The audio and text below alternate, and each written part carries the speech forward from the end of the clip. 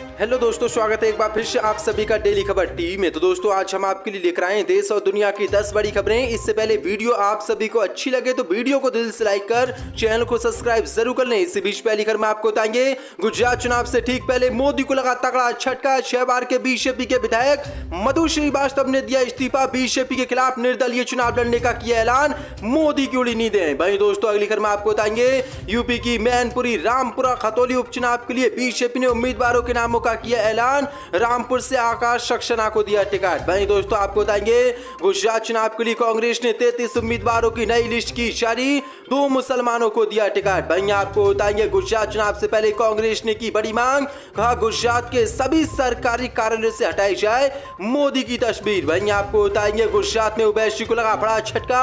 जनसभा में मुसलमानों ने लगाए मोदी मोदी के नारे, ओवैसी को दिखाए काले झंडे। वहीं दोस्तों आपको बताएंगे कांग्रेस की भारत जोड़ो यात्रा पर लगा ब्रेक। गुजरात प्रचार के लिए आज रवाना हो सकते हैं राहुल गांधी, भाजपा की बड़ी मुश्किलें। तो दोस्तों सभी खबरों को एक एक कर विस्तार से आपको बताने वाले, वीडियो को दिल से लाइक कर चैनल को सब्सक्राइब जरूर कर ले। इसी के साथ पहले फटकी मंडल के सामने गुजरात चुनाव से पहले मोदी को लगा बड़ा झटका। बीजेपी के 6 बार के विधायक मधु श्रीवास्तव ने दिया इस्तीफा, निर्दलीय चुनाव लड़ने का किया ऐलान। 64 पदें। गुजरात में होने वाले विधानसभा चुनाव से ठीक पहले मोदी को आज बड़ा झटका लगा है। दरअसल बीजेपी के टिकट की घोषणा के साथ ही गुजरात बीजेपी में घमासान मच गया है। कारण है कि गुजरात में अब की बार बीजेपी ने कई सीनियर नेताओं को टिकट नहीं दिया है, जिससे बीजेपी के नेता नाराज चल रहे हैं। लेकिन कुछ नेता अब खुलकर सामने आ रहे हैं, जिसमें से एक है बड़ोदरा की बादोडिया सीट से विधायक और दिग्गज नेता मधु श्रीवास्तव। 6 बार के बीजेपी के विधायक मधु श्रीवास्तव को इस बार बीजेपी ने टिकट नहीं दिया, जिससे वह नाराज हो गए और उन्होंने भाजपा से आज इस्तीफा दे दिया है और बीजेपी के खिलाफ ही चुनाव लड़ने का ऐलान कर दिया है। उन्होंने कहा कि मैं आज ऐलान करता हूं कि मैं बीजेपी के खिलाफ निर्दलीय चुनाव लड़ूंगा और भाजपा का इस सीट से सुपड़ा साफ करूंगा, क्योंकि मैंने भारी उम्मीद लगाई थी कि बीजेपी मुझे टिकट देगी।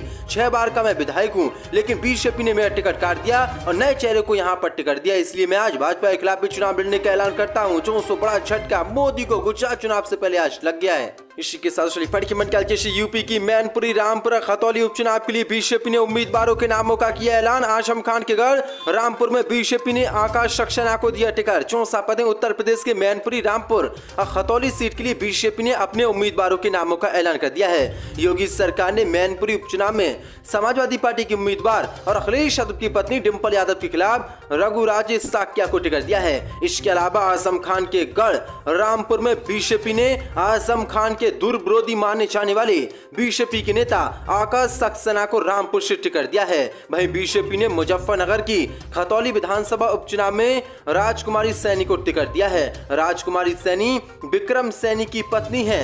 वहीं इस सीट पर समाजवादी पार्टी से आरएलडी ने गठबंधन करके मदन भैया को उम्मीदवार बनाया है। दरअसल आपको बता दें यहाँ पर 5 दिसंबर को तीनों ही सीटों पर वोटिंग होनी है और 8 दिसंबर को नतीजे आने हैं। इसी के साथ फटकी मंडल के शान में गुजरात विधानसभा चुनाव के लिए कांग्रेस ने 33 उम्मीदवारों की सूची की जारी, 2 मुसलमानों को दिया टिकट। 64 पदें। गुजरात में होने वाले विधानसभा चुनाव को लेकर कांग्रेस ने आज अपनी एक और सूची जारी कर दी है। आगामी गुजरात विधानसभा चुनाव के लिए 33 उम्मीदवारों के नामों का ऐलान किया गया है। 33 उम्मीदवारों में से 22 मौजूदा विधायक हैं। सूची में प्रमुख नामों में से विपक्ष के नेता सुखराज राठवा हैं, जो जैतपुर से चुनाव लड़ेंगे। जीपीसीसी के पूर्व अध्यक्ष और वर्तमान विधायक अमित जाबड़ा सेलेस परमार से चुनाव लड़ेंगे। वहीं इस सूची में कांग्रेस पार्टी ने 2 महिलाओं का नाम भी शामिल है। वहीं 2 मुसलमानों को इस बार कांग्रेस ने टिकट दिया है, जो कि मौजूदा विधायक हैं। सूची में 2 मौजूदा विधायक गयासुद्दीन शेख और इमरान खेड़ा वाले को कांग्रेस ने एक बार फिर से टिकट दिया है। जो बड़ी अपडेट है, बीजेपी ने अब तक किसी भी मुस्लिम उम्मीदवार को चुनाव में नहीं उतारा है, लेकिन कांग्रेस ने 2 मुसलमानों को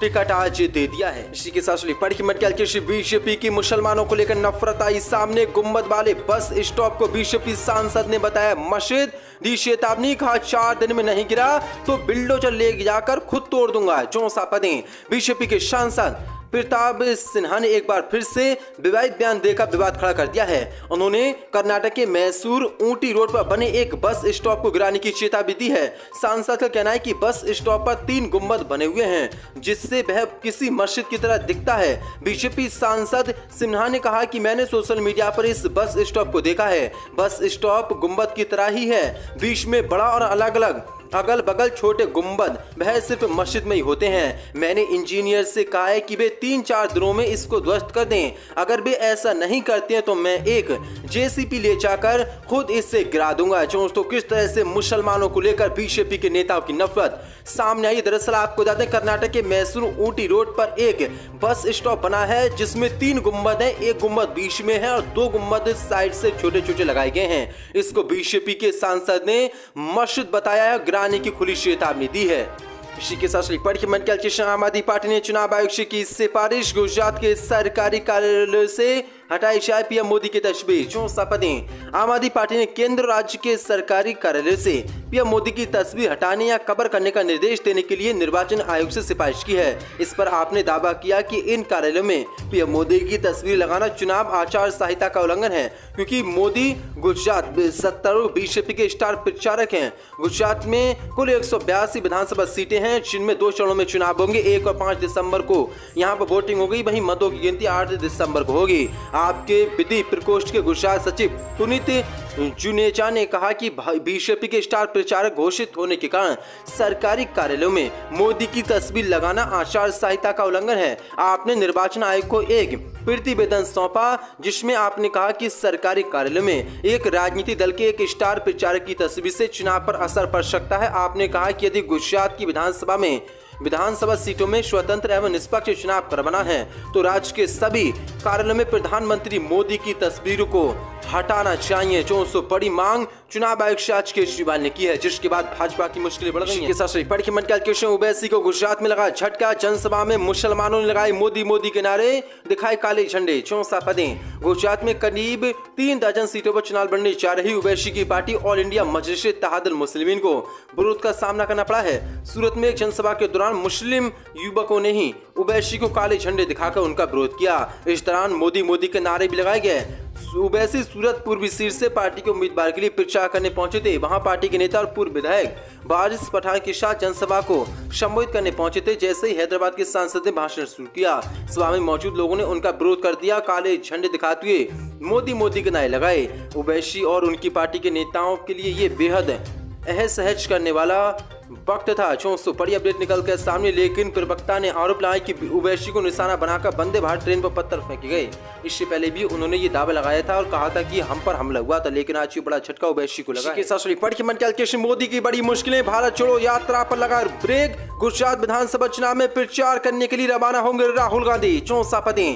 कांग्रेस की भारत छोड़ो यात्रा से ब्रेक लेकर राहुल गांधी गुजरात में पार्टी के लिए प्रचार करेंगे। इस वजह से मध्य प्रदेश में राहुल गांधी की यात्रा के तय कार्यक्रम में तब्दीली की जा रही है। अभी मिली जानकारी के मुताबिक राहुल गांधी 21 और 22 नवंबर को गुजरात के प्रचार करने वाले हैं। बीजेपी नेता कई दिनों से राहुल गांधी गुजरात चुनाव से दूरी को मुद्दा बनाए हुए थे। अब पार्टी ने बीजेपी के आक्रमण को भोदरा करने के लिए ये योजना बनाई है। पार्टी सूत्रों का कहना है कि महाराष्ट्र से मध्य प्रदेश के बुरहानपुर में प्रवेश के बाद राहुल गांधी की भारत जोड़ो यात्रा में ब्रेक लगेगा। इसकी पुष्टि नेता प्रतिपक्ष डॉक्टर गोविंद सिंह ने की है। हालांकि पहले यात्रा का एमपी में 1 दिन का ब्रेक निश्चित था। मध्य प्रदेश में यात्रा 20 की रात पहुंचने वाली थी और 21 को विश्राम का दिन था। उससे अब 2 दिन बढ़ा दिया गया है। 21 और 22 नवंबर को विश्राम के बाद 23 नवंबर से यात्रा मध्य प्रदेश से शुरू होगी। लेकिन राहुल गांधी 21 और 22 नवंबर को गुजरात में चुनावी दौरे पर रहेंगे। पार्टी सूत्रों का कहना है कि बुधवार को महाराष्ट्र के मालेगांव में दोपहर 1 बजे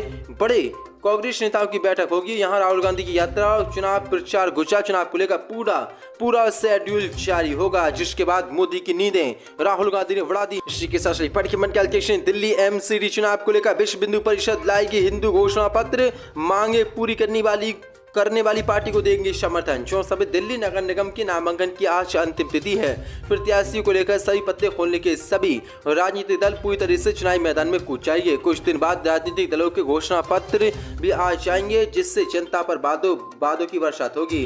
इसके साथ ही कई resident welfare association, market association व अन्य संगठनों भी अपनी अपनी मांगों को लेकर घोषणा पत्र लाने की तैयारी कर रहे हैं, जिसमें राजनीतिक दलों से अपनी मांगों को पूरे करने के बाद और उसका रोड मैप मांगा जाएगा। ऐसा ही ये घोषणा पत्र हिंदूवादी संगठन विश्व हिंदू परिषद द्वारा भी लाया जाएगा।